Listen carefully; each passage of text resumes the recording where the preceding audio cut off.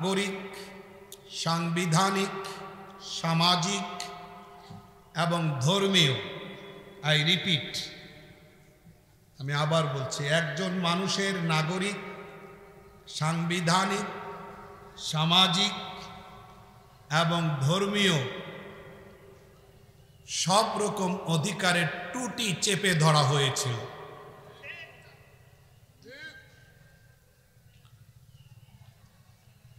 বাক স্বাধীনতা, মত প্রকাশের অধিকারকে হরণ করা হয়েছে।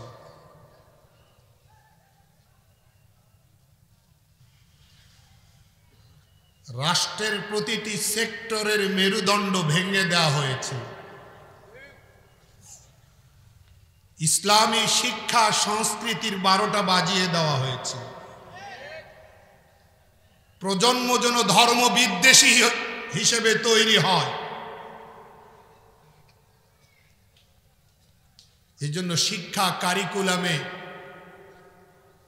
বিধর্মীয় সংস্কৃতিকে, সভ্যতাকে প্রমোট করে পাঠ্যপুস্তক তৈরি করা হয়েছে।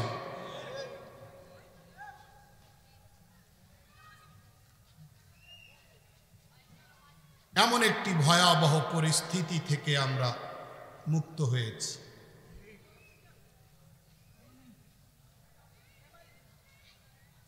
তবে অনেক শহীদের রক্তের উসিলায়, অনেক মানুষের আহত হওয়ার উসিলায়, কেউ পঙ্গুত্ব বরণ করেছেন, কেউ দৃষ্টি প্রতিবন্ধী হয়েছে, অসংখ্য অগণিত ভাই শহীদ হয়েছে। এই শহীদদের রক্তের সাথে কোন রকম বিশ্বাসঘাতকতা বা বেঈমানি বা গাদ্দারি মেনে নেওয়ার, সহ্য করার প্রশ্নই আসে না।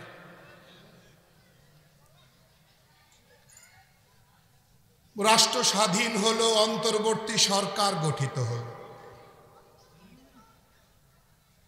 আমরা প্রধান উপদেষ্টা মহোদয়ের সঙ্গে একবারের জায়গায় 2 বার মিট করলাম, আন্দোলনেও যুক্ত হলাম, জীবনের ঝুঁকি নিয়ে মাঠে থাকলাম। 2021 সালে মোদি বিরোধী আন্দোলনে জেল খাটলাম, কেউ 6 মাস, কেউ বছরের পর বছর। সব মিলিয়ে নির্যাতন, দমন, পীড়ন আর বৈষম্যের এক সীমাহীন অন্ধকারে আমরা নিমজ্জিত ছিলাম, অত্যাচারের জাতাকলে নিষ্পেষিত ছিলাম। আজ অন্তর্বর্তী সরকার আসার পরে জনগণের চাহিদা পূরণ করবার লক্ষ্যে সংস্কারের আওয়াজ তুলছে এবং 10টা কমিশন গঠন করেছে।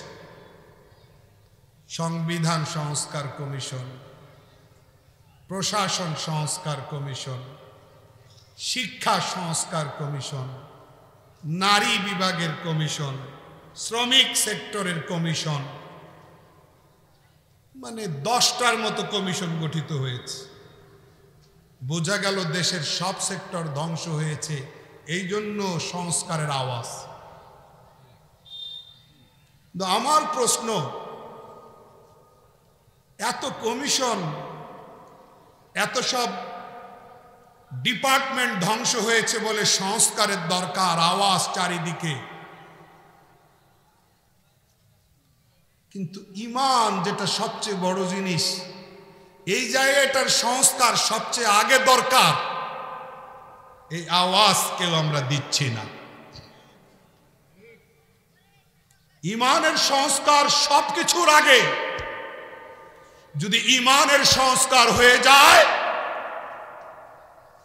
আর ভালো ঈমানদারেরা যদি রাষ্ট্র ক্ষমতায় আসে, তাহলে রাষ্ট্রের সবগুলো ডিপার্টমেন্ট, সবগুলো সেক্টর অক্ষত থাকবে, নিরাপদ থাকবে,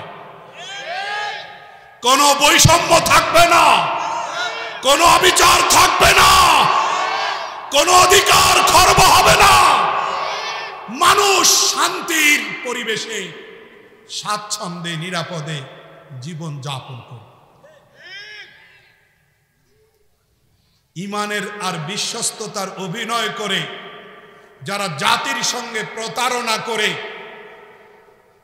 জাতিকে মিসগাইড করে আর বিভ্রান্ত করে যারা ক্ষমতার মসনদে আসীন হয়, শুধু মানুষের স্যাম্পিতি আর ভোট পাওয়ার জন্য অভিনয় করে, কার্যত ইসলাম আর ঈমান তাদের পেটে, তাদের হৃদয়ে গভীরে থাকে না। এই রকম মানুষ ক্ষমতায় আসীন হলে সব সময় খুন খারাপি, গুম, হত্যা, অবিচার, বৈষম্য চলতেই থাকবে। সাথী ও বন্ধুগণ, আমার শ্রোতা ভাইরা, ঈমানের জায়গাটাকে সবচেয়ে আগে সংস্কার করা দরকার। তাহলে একজন খাঁটি ঈমানদার, ঈমান যদি তার খাঁটি হয়, সে কোনোদিন চোর হবে না, সে লুটেরা হবে না, সে কারো অধিকার নিয়ে ছিনিমিনি খেলবে না।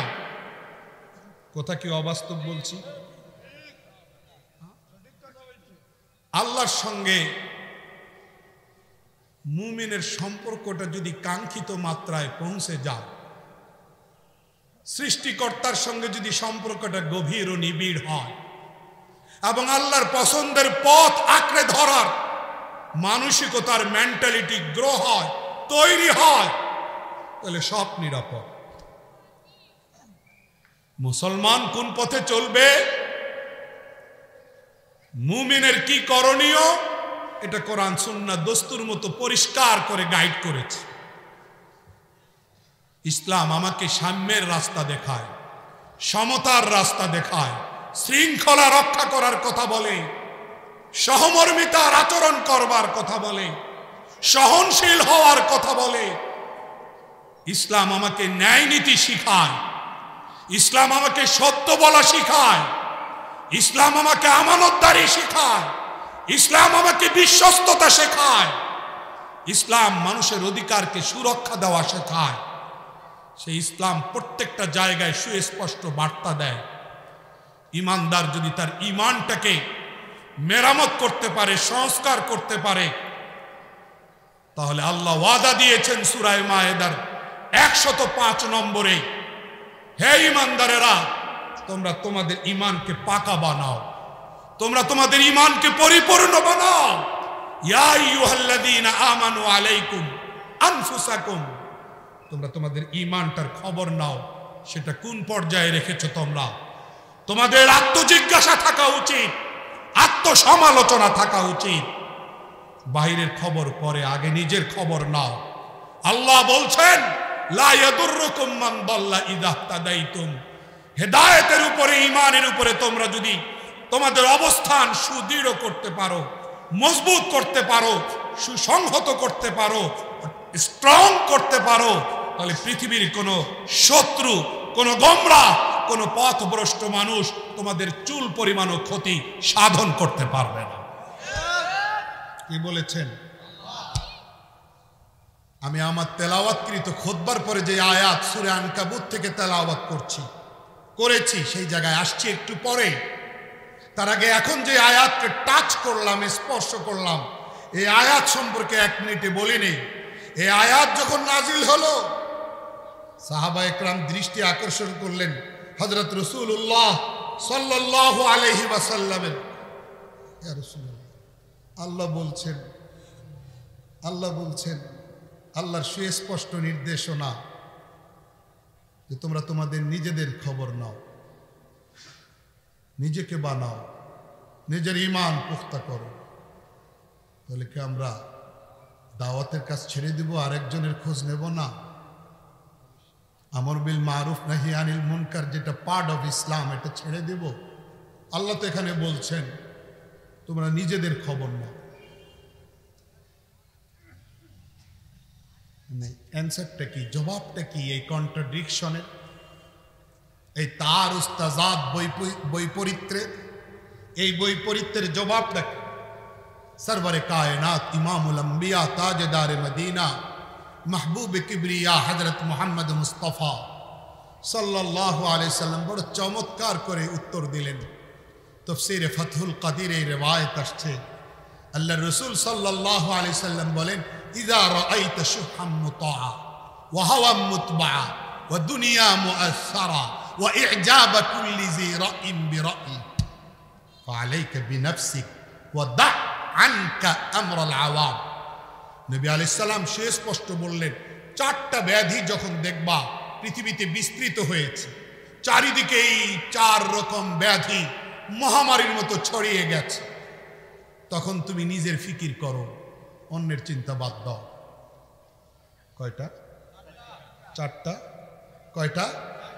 নম্বর এক, সবাই স্বার্থপর হয়ে যায়, সবাই সংকীর্ণ মনা হয়ে যায়, ব্যক্তিকেন্দ্রিক চিন্তায় সবাই বিভোর থাকবে, সবাই নিজেরটা বুঝতেছে, আরেকজনের কল্যাণ বুঝে না। এটা যখন ব্যাপক হয়ে যাবে, এটা মনে হয় নাই এখন, অল্প। হ্যাঁ, বেশি মানে বোধহয় কি 50-এর কম না উপরে, 60-এর 70-এর ফতুয়া তো আপনারা দিতেছেন। সেকেন্ড রোগ, সবাই নফসানি, নফসের পূজা করবে, কুপ্রবৃত্তির দাসত্ব করবে। এটা মনে হয় কম, আর একটু আগের থাকছে। হ্যাঁ, এটাও বেশি। 3 নম্বর, সর্বক্ষেত্রে পরকাল কি জিনিস মানুষ ভুলে যাবে, দুনিয়া দুনিয়া দুনিয়া সবচেয়ে আগে। অবশ্যই এইটা কম। হ্যাঁ, তবে আওয়াজ হচ্ছে কেন? 3 নম্বরটা কি কম? 3 নম্বরটা। 4 নম্বর, ওয়া ইজাবা কুল্লি জি রাইন বিরাই।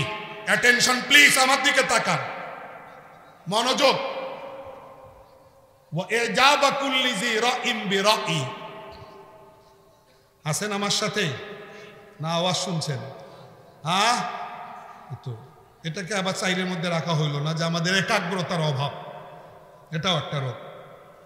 হাদিস শরীফের বর্ণিত 4 রোগের চতুর্থটা, ওয়া ইজাবা কুল্লি জি রাইন বিরাই। হর রায়ওয়ালা 100% মনে করবে যে আমারটাই সঠিক, আর বাকিদের সবাইটা বেঠিক, আমারটাই ঠিক। আমি যেটা বলি, আমি যেটা ভাবি, এটাই অথেন্টিক, এটাই পারফেক্ট, এটাই অ্যাপ্রোপ্রিয়েট, এটাই কারেক্ট, এটাই বাস্তবসম্মত। আর বাকিগুলা, প্রত্যেক মানুষই নিজেকে মহা জ্ঞানী মনে করবে, মহা। এই 4 নম্বরটা অনেক কম আগের 3টার তুলনায়। হ্যাঁ হ্যাঁ, নবী আলাইহিস সালাম বলছেন এই 4 ব্যাধি যখন চতুর্দিকে ছড়িয়ে যাবে, তখন তুমি তোমার ইমানের ফিকির করো। তাহলে বোঝা যায় আপনারাই স্বীকৃতি দিচ্ছেন, মানে যৌথ কণ্ঠে গণভোটে এই বাস্তবতা পাশ যে 4টা রোগ আমাদের কাছে ব্যাপকভাবে আছে। যদি এই 4 রোগ সরাইয়ে আমরা ইমানের সংস্কার করতে পারি, ইমানকে যদি কাঙ্ক্ষিত মাত্রায় নিতে পারি, আল্লাহর ওয়াদা, আল্লাহর কমিটমেন্ট, আল্লাহর প্রমিস, লা ইয়াদুররুকুম মান দাল্লা ইযা হাদাইতুম, কেউ তোমাদের ক্ষতি করতে পারবে না। কার ওয়াদা? কার ওয়াদা? আল্লাহ বলছেন কেউ ক্ষতি করতে পারবে না। আল্লাহর ওয়াদা সত্য এবং not only correct but also 100% correct. Undoubtedly, নিঃসন্দেহে আল্লাহর ওয়াদা 100% সত্য। তবে উইথ কন্ডিশন, শর্ত সাপেক্ষে, নট উইদাউট কন্ডিশন, শর্ত ছাড়া না, শর্ত সহ। পৃথিবীর কেউই তোমাদের ক্ষতি করতে পারবে না। কখন?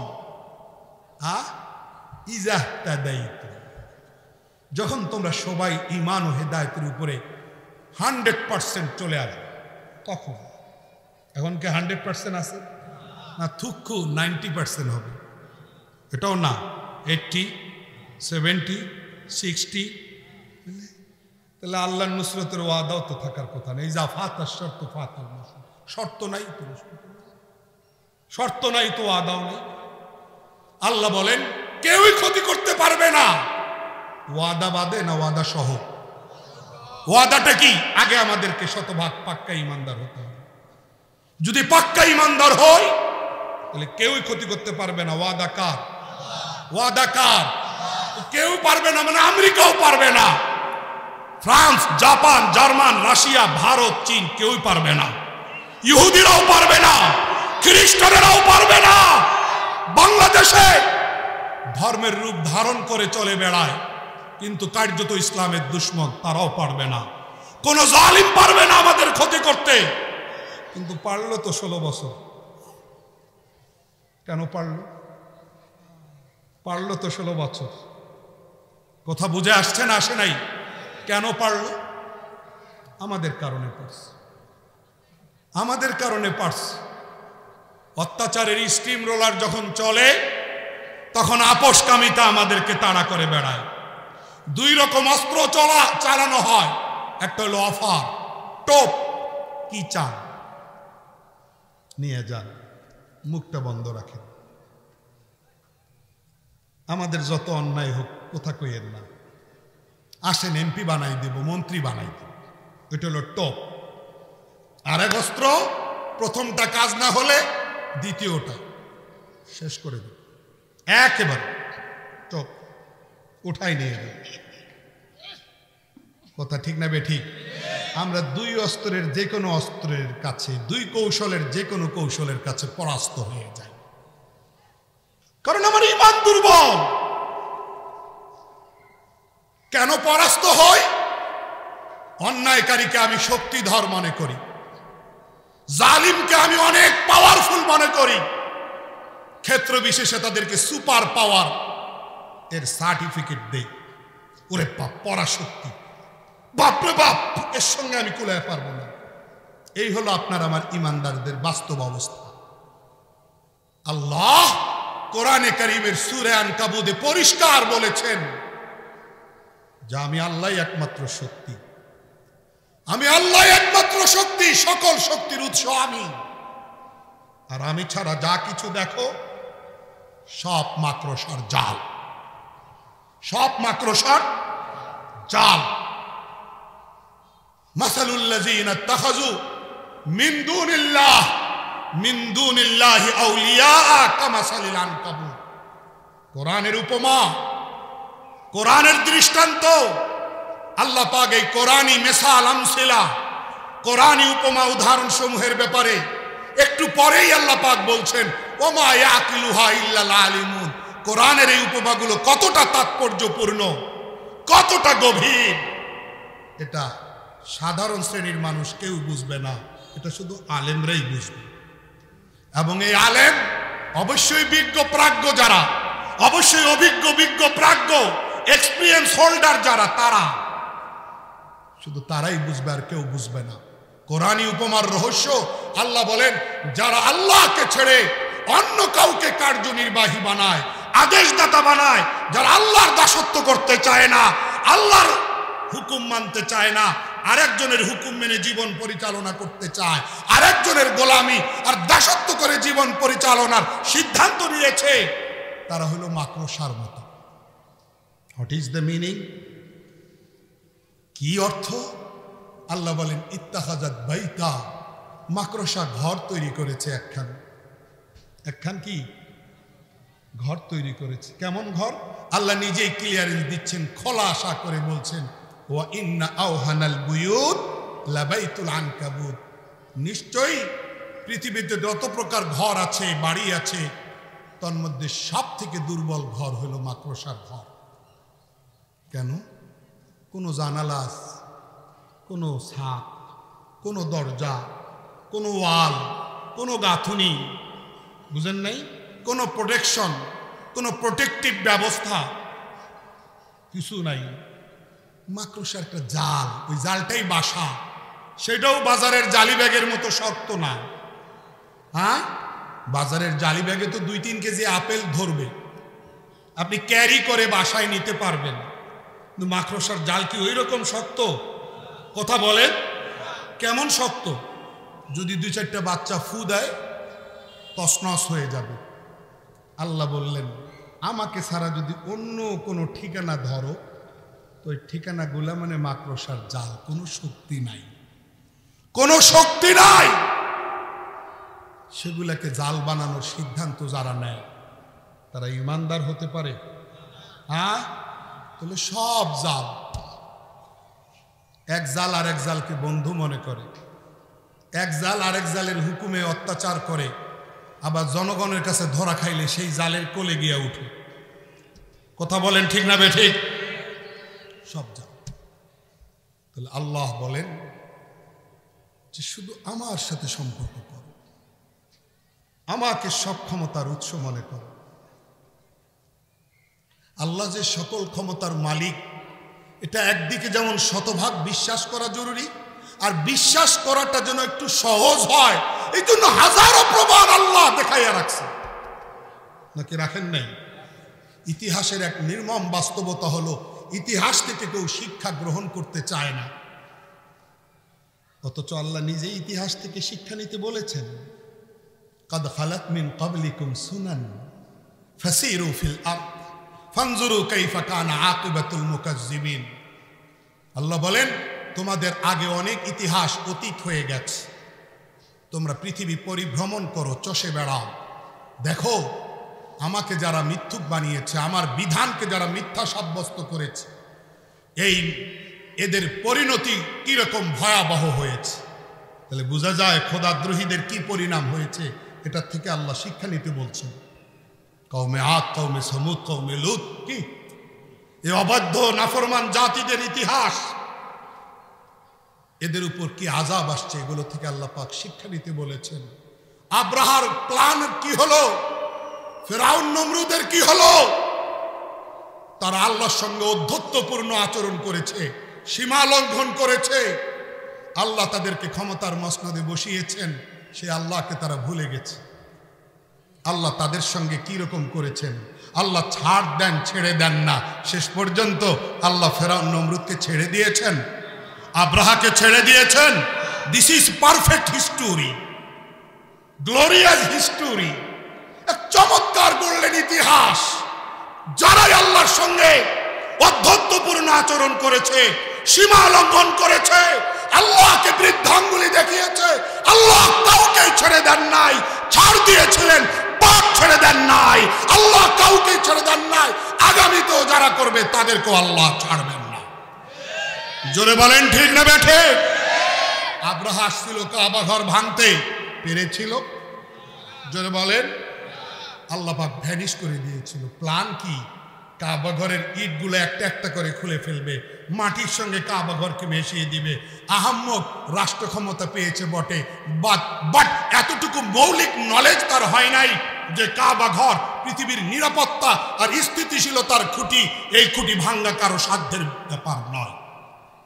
এতটুকু মৌলিক নলেজ যার থাকে না, সে আবার মানুষ, সে মানুষরূপী অমানুষ, সে মস্তিষ্ক বিকৃত, পাগলের হসপিটালে তার ট্রিটমেন্ট শুরু করা দরকার। সে আসলো কাবা ঘরকে মাটির সঙ্গে ভ্যানিশ করে দেবে, আল্লাহ পাক তাকেই একবারে ভ্যানিশ করে দিলেন। কথা ঠিক না বেঠিক? মোহতারম হাজরিন, আসুন আমরা আল্লাহর সঙ্গে সম্পর্ক কায়েম করি। হাদিস শরীফ পড়েছি, ইসলাম বিজয়ী হওয়ার জন্য দুনিয়াতে আসছে, ইসলাম পরাজিত হওয়ার জন্য দুনিয়াতে আসে নাই। ইসলামের টুটি কেউ চেপে ধরবে, ইসলামের অগ্রযাত্রা কেউ বাধা করবে, বাধাগ্রস্ত করবে, এই সাহস কাউকে দেখাবার সুযোগ দেওয়া উচিত নয়। ইসলাম বিজয়ী হতে আসছে, ইসলাম সফলতার সেই কাঙ্ক্ষিত গন্তব্য, সেই গন্তব্যের মাইল ফলকে স্পর্শ করতে আসছে। ইসলাম কোণঠাসা হয়ে চিপায় চাপায় থাকবার মতো দুর্বলতা নিয়ে দুনিয়াতে আল্লাহ ইসলামকে বিজয়ী করবেন। ইসলাম বিজয়ী হবে।